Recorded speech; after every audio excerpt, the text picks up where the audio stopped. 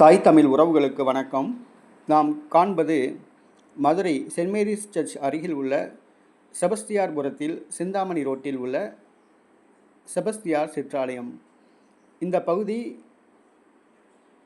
ஒரு வறுமையில் வாழக்கூடிய மக்கள் வாழ்கின்ற பகுதி. கிளை பங்காக உள்ளது. தினந்தோறும் இந்த சிற்றாலயம் காலை 6 மணிக்கு திறந்திருக்கும், இரவு 10 மணிக்கு பூட்டியிருக்கும். இங்கு தொழிற்சாலைகள் நிறைய உள்ளன. இதனால் அந்த தொழிற்சாலைக்கு வருகின்ற சுமை தூக்கும் தொழிலாளர்கள் இந்த செபஸ்தியார் கோயிலுக்கு வந்து செபஸ்தியாரை வணங்கி காணிக்கை போட்டுவிட்டு வேலைக்கு செல்வதை வழக்கமாக கொண்டுள்ளார்கள்.